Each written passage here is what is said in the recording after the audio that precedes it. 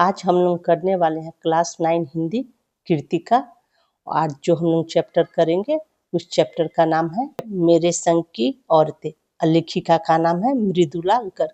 तो चैप्टर शुरू करने से पहले हम लोग लेखिका के बारे में समझ लेते हैं। मेरे संग की औरतें आत्मकथात्मक निबंध है। इसमें सुप्रसिद्ध लेखिका मृदुला गर्ग ने अपने तथा अपने परिवारजनों का प्रेरक प्रसंगों का वर्णन किया है। तो उनका जीवन परिचय देखते हैं। मृदुला गर्ग का जन्म 1938 में हुआ था। वे हिंदी साहित्य की प्रतिष्ठित उपन्यासकार, कहानीकार और निबंधकार हैं। उनकी लेखनी में नारी मन, समाज की विडंबनाएं और जटिल मानवीय संवेदनाएं प्रमुखता में स्थान पाती है। और उनकी प्रमुख रचनाएं हैं, उपन्यास उन्होंने लिखा है अनित्य, चितकोबरा, उसके हिस्से की धूप, मैंने कहा था। कहानी संग्रह कतरा दर कतरा, तिप्तिया घास, मैं और मैं। निबंध संग्रह है कटाक्ष और संपत्ति। उनकी विशेषताएं देख लेते हैं। मृदुला गर्ग को लेखन निर्भीकता, स्त्री विमर्श और सामाजिक सवालों से गहराई से जुड़ा हुआ है। वे महिला मन की गहराइयों, उसकी उलझन और स्वतंत्रता की इच्छा को बहुत प्रभावशाली ढंग से प्रस्तुत करती हैं। उन्हें साहित्य अकादमी पुरस्कार से सम्मानित किया गया है। और उनकी भाषा शैली क्या है? उनकी भाषा सरल, स्पष्ट लेकिन गहन विचारों से भरी होती है। वे समाज की रूढ़ियों पर तीखा प्रहार करती है और नए विचारों को प्रस्तुत करने से हिचकती नहीं है। तो ये तो हम लोग लेखिका के बारे में समझ गए। अब हम लोग करेंगे मेरे संग की औरतें। जो चैप्टर करेंगे, ये चैप्टर जो है सो बहुत बड़ा है। तो हमने इस चैप्टर को 2 पार्ट में बांट दिया है, पार्ट 1 और पार्ट 2 करके। तो आज जो हम लोग करेंगे वो पार्ट 1 करेंगे। तो पहले हम लोग थोड़ा इस चैप्टर का शब्द अर्थ भी समझ लेते हैं, जिससे कि चैप्टर को समझने में आसानी होगी। मर्म का मतलब क्या होता है? भेद। बैरिस्ट्री वकालत को बोलते हैं। पर्दानशी, पर्दा करने वाली स्त्री या महिला जो होती है उसे पर्दानशी बोलते हैं। आकांक्षा, कामना को बोलते हैं। मुंहजोर, बहुत बोलना। नजाकत, जरूरत को बोलते हैं। फरमा बरदार, आज्ञाकारी को बोलते हैं। उबाऊ, उबाने वाला। हैरत अंगेज, आश्चर्यजनक। पुश्तैनी, माँ बाप से प्राप्त चीज होता है उसे पुश्तैनी बोलते हैं। चकना खाना तो दर्द उठना। परिजात, परियों की जाति। मुस्तैद, तैयार को बोलते हैं। जुनून, जोश या उस्ताद। गोपनीय, राज या गुप्त को बोलते हैं। फजल, दया को बोलते हैं। अपरिग्रह, संग्रह न करना। बदस्तूर, नियम से। तथास्तु, स्वीकृत देना।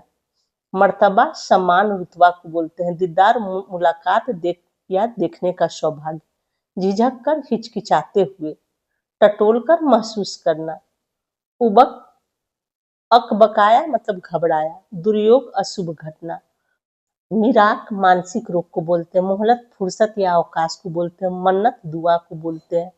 खरामा मतलब धीरे, खरामा मतलब धीरे धीरे। आग्रह, निवेदन को बोलते हैं। माकुल, अच्छा को बोलते हैं। एक मुश्त, एक साथ या पूरी राशि के साथ। मलाल मतलब अफसोस को बोलते हैं। अब हम लोग शुरू करते हैं चैप्टर को पढ़ना। लेखिका अपने परिवार के बारे में बता रही हैं, तो वो अपने नानी का जिक्र इसमें कर रही हैं। तो देखते हैं क्या बोल रही है लेखिका। मेरी एक नानी थी, जाहिर है, पर मैंने उन्हें कभी देखा नहीं। मेरी माँ की शादी होने से पहले ही उनकी मृत्यु हो गई थी। शायद नानी से कहानी न सुन पाने के कारण बाद में हम 3 बहन को खुद कहानियां कहनी पड़ी। ऐसे अक्सर घर में होता है ना कि नानी ही कहानी बच्चों लोगों को सुनाती है, लेकिन लेखिका की नानी जो है ना उनके जन्म से पहले ही मर गई। तो उनके घर में अब कहानी सुनाने वाला कोई नहीं रह गया था। तो लेखिका 3 बहन थी, वो खुद आपस में एक दूसरे को कहानी सुना लिया करती थी। नानी से कहानी भले न सुनी हो, नानी की कहानी जरूर सुनी और बहुत बाद में जाकर उसका असली मर्म समझ में आया। पहले लेखिका क्या बोलती है, नानी से वो कहानी नहीं सुनी हो, लेकिन नानी की कहानी मतलब नानी के बारे में बहुत कुछ उन्होंने जान लिया है और असली उसका मर्म जो है सो वो समझ गई है। मर्म कहने का मतलब क्या है? नानी का भेद भी वो समझ गई है कि मतलब नानी किस तरह की थी। पहले इतना ही जाना कि मेरी नानी पारंपरिक, अनपढ़, पर्दानशी औरतें थी, मतलब पर्दा करने वाली। और क्या पारंपरिक मतलब जैसे लोग गांव घर में लोग रहते हैं ना, उस प्रकार की थी। और अनपढ़ भी थी, पढ़ी लिखी नहीं थी। जिनके पति शादी के तुरंत बाद उन्हें छोड़कर बैरिस्ट्री पढ़ने विलायत चले गए थे। मतलब लेखिका अपने नाना जी के बारे में बता रही हैं कि जब उनकी नानी का शादी हुआ था तो शादी के कुछ ही दिनों के बाद वो बैरिस्ट्री पढ़ने के लिए विलायत चले गए थे। मतलब विलायत कहने का मतलब विदेश चले गए थे। कैम्ब्रिज विश्वविद्यालय से डिग्री लेकर जब वे लौटे और विलायती रीति रिवाजों के संग जिंदगी बसर करने लगे, तो नानी के अपने रहन सहन पर उसका कोई असर नहीं पड़ा। अब उनके नाना जी बाहर से पढ़ के आए तो उनका रहन सहन जो था सो विदेशी लोग रहते हैं, नाना भी उसी प्रकार से रहने लगे थे, लेकिन नानी पर कोई असर नहीं पड़ा था। नानी जैसी थी वैसी ही रह रही थी। न उन्होंने अपनी किसी इच्छा आकांक्षा या पसंद नापसंद का इजहार पति पर कभी किया, और न ही कभी उनकी क्या इच्छा थी, आकांक्षा थी, पसंद नापसंद कभी उन्होंने अपने पति को बताया नहीं और जाहिर नहीं किया कि उन्हें क्या पसंद है नहीं पसंद है। पर जब कम उम्र में नानी ने खुद को मौत के करीब पाया तो 15 वर्षीय इकलौती बेटी मेरी माँ की शादी की फिक्र ने इतना डराया कि वे एकदम मुंहजोर हो उठी। अब लेखिका की नानी जो थी, लेखिका की माँ का एज उस समय 15 वर्ष था, तो उन्हें शादी का मतलब भय सताने लगा कि बेटी की कैसे शादी होगी, क्या होगी। तो पहले तो नाना के समय बोलती नहीं थी, लेकिन मुंह जोर कहने का क्या मतलब होता है, बहुत बोलने वाली हो उठी अंत समय में लेखिका की नानी जो थी। नाना से उन्होंने कहा कि वे पर्दे के लिहाज छोड़कर उनके दोस्त स्वतंत्रता सेनानी प्यारेलाल शर्मा से मिलना चाहती है। अब लेखिका की नानी जो थी सो पर्दा में रहती थी, किसी पुरुष से मिलती नहीं थी। लेकिन जब उन्होंने देखा कि अब ऐसा नहीं करेंगी तो लेखिका की माँ का शादी मतलब किस तरह से होगा, उन्हें इस बात का चिंता था। इसीलिए अपना वो पर्दा का लिहाज छोड़कर वो बोली कि अपने पति को बोली कि उनके दोस्त जो थे स्वतंत्रता सेनानी जो थे प्यारेलाल, उनसे वो मिलना चाहती है। सब दंग हैरान रह गए। जिस पारदर्शी नसी औरत ने पराया मर्द से क्या खुद अपने मर्द से मुंह खोलकर बात नहीं की थी, आखिरी वक्त में अजनबी से क्या कहना चाह सकती हैं। पर नाना ने वक्त की कमी और मौके की नजाकत की लाज रखी। सवाल जवाब में वक्त बर्बाद करने के बजाय फौरन जाकर दोस्त को लिवा लाए और बीबी के हुजूर में पेश कर दिया। कहने का मतलब बीबी के सामने अपने दोस्त को पेश कर दिया। अब जो नानी ने कहा वह और भी हैरत अंगेज था। उन्होंने कहा, वचन दीजिए कि मेरी लड़की के लिए वर आप तय करेंगे। अब नानी जो है सो अपने पति से न बोल के अपने पति के दोस्त को बोल रहे हैं कि मेरी बेटी के लिए जो है सो वर जो है, लड़का जो है सो आप ढूंढेंगे, आप तय करेंगे। मेरे पति तो साहब है और मैं नहीं चाहती मेरी बेटी की शादी साहबों के फर्मा बरदार से हो जाए। मतलब फर्मा बरदार का मतलब क्या है कि उसी तरह के आज्ञाकारी से हो जाए जैसे उनके पति है। मतलब लेखिका के नाना जो है जिस तरह के हैं, तो लेखिका की जो नानी है सो नहीं चाह रही थी कि लेखिका की माँ की शादी मतलब उनके पति जैसे हो जाए। इसलिए अपने पति के दोस्त को बोलती हैं कि आप ही मेरी बेटी की शादी तय करेंगे। आप अपनी तरह आजादी का सिपाही ढूंढकर उसकी शादी करवा दीजिएगा। कौन कह सकता था कि अपनी आजादी से पूरी तरह बेखबर उस औरत के मन में देश की आजादी के लिए ऐसा जुनून होगा। लोगों को ये बात तो समझ में ही नहीं आया था पहले कि लेखिका की जो माँ है सो इस तरह से है, मतलब उनके भी मन में आजादी का जुनून सवार है, लेकिन वो बोल नहीं पाती थी। लेकिन जब उनका अंत समय आता है तो ये बात वो खुल के कहती हैं, अपने पति के दोस्त को कहती है कि आप ही की तरह मतलब आप अपनी तरह आजादी का सिपाही ढूंढ कर लाइएगा हमारी बेटी के लिए। तब लोग को समझ में आता है कि अरे लेखिका की माँ के भी मन में आजादी का जुनून सवार था। बाद में मेरी समझ में आया कि दरअसल वो निजी जीवन में काफी आजाद ख्याल रही होंगी।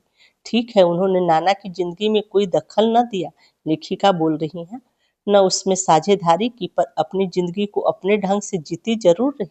तब लेखिका बोल रही हैं अपनी नानी के बारे में, और समझ में उनको आता है कि जरूर वो आजाद ख्याल की रही होंगी, तभी तो अपना जिंदगी अपने अनुसार जी, अपने पति के अनुसार वो नहीं जी। पति भले ही विलायती तौर तरीके से रहते हों, और लेकिन वो पारंपरिक घरेलू मतलब महिला थी।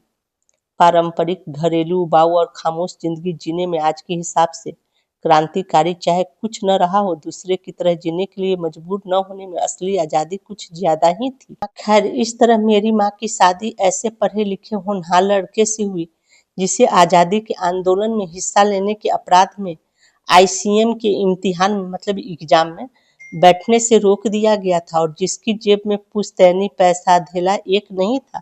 कहने का मतलब क्या है कि उनकी माँ का जो शादी होता है, लेखिका के पिताजी के बारे में लेखिका बता रही हैं, अपने पिताजी के बारे में बता रही हैं कि उनके आज़ादी के आंदोलन में उन्होंने भाग लिया था। इसलिए क्या किया गया था उनके साथ, आईसीएम का जो एग्जाम चल रहा था उसमें उन्हें बैठने नहीं दिया गया था। और वो मतलब पुश्तैनी, मतलब घर से वो धनी मनी नहीं थे, कोई रुपया पैसा उनके पास नहीं था। माँ बेचारी अपनी माँ और गांधी जी के सिद्धांतों के चक्कर में सादा जीवन जीने और ऊंचे ख्याल रखने पर मजबूर हुई। और उनकी माँ जो है सो पति को देख रही हैं कि आज़ादी के लिए लड़ाई लड़ रहे हैं, तो वो भी अपने पति का साथ देती थी और उसी प्रकार अपना सादा जीवन व्यतीत करती थी और गांधी जी के सिद्धांतों पर वो चलती थी। हाल उनका यह था कि खादी की साड़ी उन्हें इतनी भारी लगती थी कि कमर चकना खा जाती थी। तब लेखिका की माँ बहुत दुबली थी, इसलिए उनका क्या हो जाता था ना, कमर में कभी कभी दर्द हो उठता था। खादी का साड़ी जो होता था ना, सो बहुत मोटा होता था, तो उन्हें पहनने में क्या होता था, कभी कभी कमर में दर्द हो उठता था। और जाकर वे उसे पहनने का अभ्यास करती रही, जिससे दिन में शर्मिंदगी न उठानी पड़ी। वे कुछ ऐसी नाजुक थी कि उन्हें देखकर उनकी सास यानी मेरी दादी ने कहा था, हमारी बहू तो ऐसी है कि धोई पोछी और छीके पर टांग दी। गनीमत यह थी कि किसी ने उसे छीके पर से उतारने की पेशकश नहीं की थी। तब दादी हमेशा उनकी माँ के बारे में बोलती थी। वो बहुत दुबली पतली थी ना, तो उन्हें ऐसा लगता था धो धा के लोग ऊपर छीक मतलब रस्सी पर टांग दे, इस तरह से वो दुबली पतली थी। तो लेखिका बोल रही है, लेकिन इतनी दुबली पतली थी कि वो भी कमेंट्री एक तरह से पास कर रही हैं, उन्हें छीक पर से उतारने की किसी ने पेशकश भी नहीं की थी। क्यों नहीं की? उसकी दो वजह थे। पहले यह कि हिंदुस्तान के तमाम बाशिंदों की तरह उनके ससुराल वाले भी साहबों से खासे अभिभूत थे और मेरे नाना पक्के साहब माने जाते थे। बस जात से वे हिंदुस्तानी थी, बाकी चेहरे मोहरे रंग ढंग पढ़ाई लिखाई सब में अंग्रेज थे। तब लेखिका जो है सो अपने नाना जी के बारे में बता रही हैं कि वो बिल्कुल देखने में हिंदुस्तानी जरूर थे, लेकिन देखने से वो चेहरे मोहरे से कैसे अंग्रेज जैसे ही लगते थे, पढ़ाई लिखाई में भी उसी की तरह थे। मजे की बात यह थी कि हमारे देश में आज़ादी की जंग लड़ने वाले ही अंग्रेजों के सबसे बड़े प्रशंसक भी थे, और वो अंग्रेज के प्रशंसक भी थे उनके नाना जी जो थे सो। गांधी नेहरू हो या मेरे पिताजी के घर वाले, मतलब वो क्या कहते हैं कि गांधी जी हो चाहे नेहरू जी हो या लेखिका के पिताजी के घर वाले हो, तो नाना जी जो थे सो कभी उन लोगों की तारीफ नहीं करते थे, हमेशा अंग्रेजों की ही तारीफ किया करते थे। भले भले लड़का आजादी की लड़ाई लड़ते, जेब खाली और शोहरत सिर करता रहे, दबदबा उसकी साहबी ससुर का ही था। मतलब अब कहते भले ही उनके पिताजी, लेखिका के पिताजी आजादी में भाग लेते, उनकी जेब खाली रहती थी, रुपया पैसा नहीं था, लेकिन दबदबा जो था सो उनके मतलब नाना जी का ही था, उसके साहबी ससुर जी, मतलब लेखिका के पिताजी जो है उनके ससुर के बारे में बोला जा रहा है कि उन्हीं का दबदबा था। एक आन बान शान वाले साहब ने उनके सिर फिरे लड़के को अपनी नाजुक जान लड़की सौंपी। उससे रोमांचक क्या कोई परी कथा होती। अब बोल रहे हैं, लेखिका बोल रही हैं क्या कि आज़ादी का दीवाने थे इस प्रकार से, तो उन्हें लग रहा था कि आज़ादी के लिए वो कुछ भी कर सकते थे। इस तरह के लड़के को उन्होंने अपनी नाजुक लड़की दे दी थी, मतलब उसके साथ शादी कर दी थी। तो लेखिका बोल रही कि इससे अच्छा क्या कोई परी कथा होती, परी कथा मतलब परियों की कहानी होती, इससे अच्छा तो और कोई परी की कहानी हो ही नहीं सकती है। नानी की सनक भरी आखिरी ख्वाहिश और नाना की रजामंदी, वे रोमांचक उपकथाएं थी जो कहानी की तिलिस्म को और गाढ़ा बना चुकी थी। अब लेखिका को लग रहा है कि नाना जी मेरे ऐसे थे, नानी इस तरह की थी, और दोनों का ख्वाहिश और राजामंदी से इस प्रकार की शादी हो रही है, तो ये कितनी रोमांचक कथाएं हैं। दूसरी वजह माँ की अपनी शख्सियत थी, और दूसरी वजह उनकी माँ की भी अलग एक पहचान थी। उनमें खूबसूरती, नजाकत, गैर दुनियादारी के साथ ईमानदारी और निष्पक्षता कुछ इस तरह घुली मिली थी कि वे परिजात से कम जादुई नहीं मालूम पड़ती थी। और लेखिका अपने माँ के बारे में बता रही हैं कि वो बहुत खूबसूरत भी थी, दुनियादारी के साथ ईमानदारी और निष्पक्षता कुछ इस प्रकार घुली मिली थी कि वो परियों की कहानी से कम मालूम नहीं पड़ती थी। उनसे ठोस काम करवाने की कोई सोच भी नहीं सकता था। हाँ, हर ठोस और हवाई काम के लिए उनकी ज़बानी राय ज़रूर मांगी जाती थी, और कहा जाता था कि उनसे कोई भारी काम नहीं करवाया जा सकता था। हाँ, कोई राय विचार लेना होता था तो सब उन्हीं से राय विचार लोग लेते थे, और सब उनकी राय विचार को मानते भी थे, और पत्थर की लकीर की तरह उनकी राय विचार को निभाया भी जाता था, और पत्थर की लकीर की तरह निभाई भी जाती थी। उनका राय विचार लोग लेते थे और उसको लोग मानते भी थे। उनसे कोई भारी भरकम काम नहीं करवाते थे, क्योंकि लेखिका की माँ बहुत देखने में दुबली पतली थी, कमजोर थी, देखने में खूबसूरत थी, पढ़ी लिखी थी, लेकिन कोई उनसे काम वगैरह नहीं करवाता था। लेकिन राय विचार लोग सभी लोग, उनके ससुराल वाले सभी लोग उनसे कोई राय विचार लेते थे और उनकी राय विचार को मानते भी थे। मैंने अपनी दादी को कई बार कहते सुना था, हम हाथी पे हल न जुतवाया करते, हम पे बैल है। बचपन में ही मुझे इस जुमले का भावार्थ समझ में आ गया था, जब देखा था कि हम बच्चों को ममतालू परवरिश के मामले में माँ के सिवा घर के सभी प्राणी मुस्तैद रहते थे, दादी और उनकी जेठानियां ही नहीं, खुदा मर्दजात पिताजी भी। अब देखते हैं लेखिका क्या बता रही हैं, कि वो अपने बचपन की बात बता रही हैं, और बोलती हैं क्या उनकी माँ, लेखिका की दादी क्या बोलती हैं कि हम हाथी से हल नहीं जुतवाया करते, हम तो बैल से जुतवाते हैं। कहने का मतलब है कि लेखिका की जो माँ थी सो बड़े घर की लड़की थी, इसलिए उनसे वो काम नहीं करवाती थी, कहने का मतलब है। और उन लोगों को पालने पोसने में उनकी दादियाँ, उनकी जेठानी और पिताजी भी मदद करते थे। के सभी सदस्य जो थे सो बच्चों को पालते पोसते थे, और उनकी माँ से नहीं होता था, लेखिका की माँ नहीं कर पाती थी। पर ठोस काम न करने का यह मतलब नहीं था कि माँ को आज़ादी का जुनून कम था। ऐसा नहीं था कि माँ घर का ठोस काम नहीं करती थी तो इसका मतलब ये नहीं था कि उनको आज़ादी का जुनून नहीं था, उन पर भी आज़ादी सवार था। वह भरपूर था, अपने तरीके से वह भरपूर निभाती रहती थी। जाहिर है कि जब जुनून आज़ादी का हो तो उसे निभाना भी आज़ादी से चाहिए, जिस तिस से पूछकर, उसके तरीके से नहीं, खुद अपने तरीके से। हमने अपनी माँ को कभी भारतीय माँ जैसा नहीं पाया, लेखिका बता रही। न उन्होंने कभी हमें लाड प्यार किया, न हमारे लिए खाना पकाया, और न अच्छी पत्नी बहू होने की सीख दी।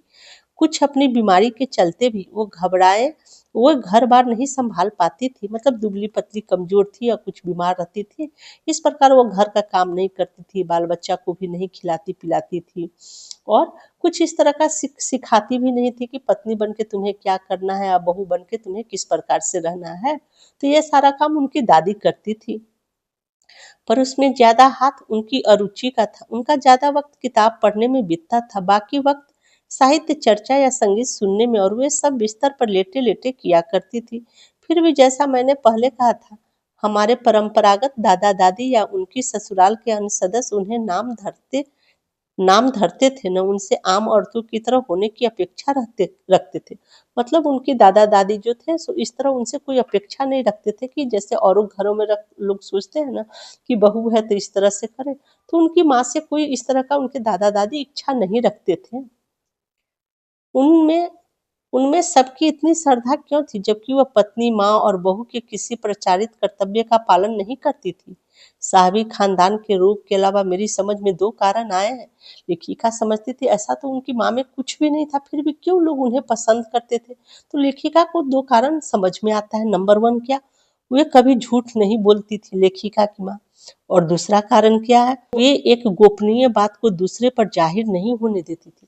मतलब कोई उनसे कुछ बात ऐसा बोलता कि किसी को नहीं बताना है, तो किसी को बताते नहीं थी, वो बात को अपने अंदर ही छुपा लेती थी।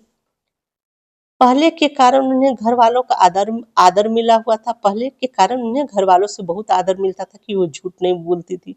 और दूसरे के कारण बाहर वालों की दोस्ती, और दूसरे के कारण मतलब किसी का बात किसी से नहीं कहती थी, चुगला चुगली नहीं करती थी, इसलिए बाहर वाले लोग भी उन्हें इस व्यवहार की वजह से ज्यादा पसंद करते थे। दोस्त वे हमारी भी थी, माँ की भूमिका हमारे पिता बखूबी निभा देते थे। मुझे याद है बचपन में भी हमारे घर में किसी को चिट्ठी आने पर कोई उससे यह नहीं पूछता था कि उसमें क्या लिखा है, भले ही वह एक बहन की दूसरी के नाम क्यों न हो, और माँ यह जानने को बेहाल की बाहरी बीमारी से वह उबड़ी या नहीं। छोटे से घर में वह 6 बच्चों के साथ सास ससुर आदि के रहते हुए भी हर व्यक्ति को अपना निजत्व बनाए रखने की छूट थी। इसी निजत्व बनाए रखने की छूट का फायदा उठाकर हम 3 बहनें और छोटा भाई लेखन के हवाले हो गया। लीक से खिस के अपने पूर्वजों में माँ और नानी ही रही होती तो गनीमत रहती, पर अपनी एक परदादी भी थी जिन्हें कतार से बाहर चलने का शौक था। अब लेखिका जो है सो बता रही हैं, पहले तो अपनी माँ और नानी के बारे में बताई, फिर बता रही है कि उनकी परदादी भी थी, जो उनका भी अपना एक अलग शौक था। उन्होंने व्रत ले रखा था कि अगर खुदा के फजल, मतलब कहने का मतलब क्या, खुदा के फजल अनुग्रह से उनके पास कभी 2 से ज्यादा धोतियां हो जाती तो तीसरी जो है सो दान कर देती थी। मतलब 2 धोती रहता तो अपना पहनने में यूज करती, अगर तीसरा होता तो किसी को दे देती थी, दान कर देती थी। जैन समाज में अपरिग्रह मतलब संग्रह करना की सनक बिरादरी बाहर हरकत नहीं मानी जाती। तब जैन समाज ऐसा था कि वो लोग कोई चीज को संग्रह नहीं करते थे, ज्यादा नहीं रखते थे, इसलिए वहां तक तो ठीक ही था। पर उनका असली जलवा तब देखने को मिला जब मेरी माँ पहली बार गर्भवती हुई। मेरी परदादी ने मंदिर में जाकर मन्नत मांगी कि उनकी पतोहू का पहला बच्चा लड़की हो। यह गैर रवायती मन्नत मांगकर ही उन्होंने चैन नहीं पड़ा। उसे भगवान और अपने बीच पोशीदा रखने के बजाय सरेआम उसका ऐसा ऐलान कर दिया, लोगों के मुंह खुले के खुले रह गए। पहले के समय में क्या होता था, लोग लड़के की ही कामना करते थे, लेकिन उनकी परदादी जो थी सब मंदिर में जाके ना लड़की की ही कामना की। उसे भगवान और अपने बीच पोशीदा रखने के बजाय सरेआम ऐसा ऐलान कर दिया कि लोगों के मुंह खुले के खुले रह गए। उनके फितूर की कोई वाजिब वजह ढूंढे न मिली। यह भी नहीं कह सकते थे खानदान में पुश्तों से कन्या पैदा नहीं हुई थी, इसलिए माँ जी बेचारी कन्यादान के पुण्य के अभाव को पूरा करने के चक्कर में थी, क्योंकि पिताजी की ही नहीं दादाजी की भी बहनें मौजूद थी। हाँ, पहला बच्चा हर बहू का बेटा होता रहा। खैर, माँ जी ने अपनी तरह से कोई सफाई नहीं दी, बल्कि बदस्तूर, मतलब कहने का मतलब नियम से मंदिर जाके मन्नत दोहराती रही। पूरा नुक्कड़ गांव जानता था कि माँ जी का भगवान के साथ सीधा सीधा तार जुड़ा हुआ है। मतलब कहने का मतलब वो परदादी के बारे में बता रही हैं कि उनके घर में लड़की सब थी, फिर भी लेखिका की जो परदादी थी सो भगवान से अपनी बहू के लिए क्या लड़की का ही मन्नत मांगती रही। और सबको, किसी को पता था कि वो भगवान से उनका सीधा कनेक्शन, मतलब भगवान से जो भी मांगती थी वो पूरा हो जाता था। तो लोगों को लगता था कि उनका ना भगवान के साथ कोई कनेक्शन है। कोई इधर वह तार खींचती, उधर टन से तथास्तु बजता। मेरी दादी तो पहली मर्तबा में ही तैयार हो गई थी कि गोद में खेलेगी तो पोती। पर माँ जी का आरजू किस कदर रंग लाएगी उसका उन्हें भी गुमान न रहा होगा। लड़की की गैरवाजिब जुस्तजू सुन भगवान कुछ ऐसी अफरा तफरी में आ गए कि एक न दो पूरी 5 कन्याएं एक के एक बाद धरती पर उतार दी। अब लेखिका बता रही हैं कि अपनी माँ के बारे में है, भगवान के पास उनकी दादी ऐसी अर्जी लगाती है कि भगवान जो है सो एक नहीं, एक के बाद 5 लड़की उनके घर में जन्म लेती है, 5 कन्याएं का जन्म होता है। भगवान को क्या कहे, माँ जी के सामने तो नामी चोर भी अफरा तफरी में आ जाते थे। माँ जी और नामी चोर का किस्सा होश संभालने के बाद मैंने कई बार सुना था। चोर के दीवार की खुशनसीबी भी हाथ आई थी। हुआ यूं था कि किसी शादी के सिलसिले में नुक्कड़ की हवेली के तमाम मर्द बारात में दूसरे गांव गए थे। लेखिका बता रही हैं, अपनी माँ जी के बारे में बता रही हैं। औरतें सज धज कर रत जग्गा मना रही थी, मतलब रात में जगकर गाना वगैरह जो होता है ना वो गा रही थी, नाच गाने में सब मस्त व्यस्त थे। नाच गाने और ढोलक की थाप के शोर में नामी चोर कब सेंध लगाकर हवेली में घुसा, किसी को खबर न हुई। मतलब सेंध लगा के क्या करते हैं, मट्टी उट्टी काट के छेद करके घर के अंदर में दरवाजा से होके नहीं, घर के पीछे दीवार को तोड़ के आराम से मतलब घुस जाते हैं, उससे बोलते हैं सेंध लगाना। तो वो हवेली में चोर जो है सो घुस गया, लेकिन किसी को पता भी न चला। पर चोर था बदकिस्मत, जिस कमरे में घुसा उसमें माँ जी सोई हुई थी। औरतों के शोर से बचने को अब उनकी माँ जी जो थी उस कमरे में सोई हुई थी, उधर गाना बजाना चल रहा था, तो उस शोर की वजह से वो कमरे में जाके सोई थी। आज चोर जो है उसी कमरा में घुस लिया, वे अपना कमरा छोड़ दूसरे में जा सोई थी। चोर बेचारा तमाम जुग्राफिया दिमाग में बिठला कर उतरा था। उसे क्या पता था कि इतनी बड़ी बूढ़ी पुरखिन जगह बदल लेगी। खैर, बुढ़ापे की नींद ठहरी, चोर के दबे पाँव की आहट से ही खुल गई। तो बुजुर्ग लोग जो होते हैं उन्होंने ना थोड़ा थोड़ा आहट होने पर भी नींद खुल जाता है। तो उस रूम में तो उनकी माँ जी सोई हुई थी, इसलिए क्या हुआ कि उनकी माँ जी का नींद खुल गया, मतलब चोर के पाँव की आहट से। माँ जी क्या पूछती है, कौन? माँ जी ने इत्मीनान से पूछा। तो चोर क्या बोलता है, जी मैं चोर ने युगों से चला आ रहा था, पारंपरिक असंगत जवाब दिया। चोर क्या बोलता है, जी मैं। तो माँ जी क्या बोलते, पानी पिला, माँ जी ने कहा। जी मैं। चोर झिझक कर रह गया। चोर सोचा कि भाई माँ जी कैसी हैं, वो मुझे ही बोल रही है पानी पिलाने के लिए। चोर ये बात सुनकर झिझक जाता है। तब तक माँ जी के बिस्तर के बराबर में टटोल कर देख चुकी थी, लोटा खाली था। ऐसा कर उन्होंने कहा, यह लोटा ले और कुएं से पानी भर ला। और माँ जी बिस्तर के बगल में लोटा रखा हुआ था, तो वो देख ली थी कि लोटा में पानी नहीं है, तो फिर चोर को लोटा पकड़ाती है, बोलती है जा कुआं से पानी भर के ला इसमें, पर देख कपड़ा कसकर बांधे रखी और तरीके से छानी। फिर माँ बोलती है कि कपड़ा जो है सो कस के बांधे रखना और इसी कपड़े से पानी को छानना, ऐसा नहीं कि कुआं का पानी डायरेक्ट तुम लोटा में रख लेना। चोर घबरा गया। अंधेरे में उन्हें कैसे जाना कि उसके मुंह पर कपड़ा बंधा है और कमर में भाग। भगवान से उनका तार जुड़े होने की खबर उसे थी, पर बुढ़िया भांग भी छानती होगी, एकदम यकीन न हुआ। इसी से कुछ हैरान परेशान हो उठा। चोर जो है सो उसे बड़ा आश्चर्य लगा कि भाई माँ जी कैसे मुझे देख ली कि मैंने अपने मुंह पर कपड़ा बांधा है और कमर में भांग। तो उसे बड़ा आश्चर्य लगा कि क्या माँ जी लगता है कपड़ा से भांग भी छानती है। पहले के क्या लोग थे ना, नशा वगैरह करते थे तो कुछ भांग खाया करते थे। तो चोर के कमर पे भांग बंधा हुआ था, तो भांग को लोग क्या करते थे ना, उसको पाउडर की तरह होता था ना, तो पतला कपड़ा पे छाना करते थे। तो चोर को लगता है कि भाई मैं माँ जी कैसे समझ गई कि मेरे पास पतला कपड़ा है और बोल रही हैं उसी से पानी छानने के लिए बोल रही हैं। क्या माँ जी को भी पता है कि मतलब कोई भांग खाता है, ये सब बात माँ जी भी जानती हैं। जल्दी कर भाई। तभी माँ जी ने कहा, बड़ी प्यास लगी है। पर मैं तो चोर हूँ। चोर जो है सो घबराहट के मारे उसके मुंह से क्या निकल जाता है, मैं तो चोर हूँ। मारे घबराहट और धर संकट के चोर सच कह गया। और घबराहट में जो है चोर के मुंह से निकल गया, मैं तो चोर हूँ। आज हम लोग यहीं पर समाप्त करते हैं। ये बड़ा चैप्टर है, अगला पार्ट जो है सो हम लोग नेक्स्ट वीडियो में करेंगे। इस चैप्टर को 2 पार्ट में मैंने बांटा है। आज जो हम लोग किए सो पार्ट 1 है और पार्ट 2 हम लोग नेक्स्ट वीडियो में करेंगे।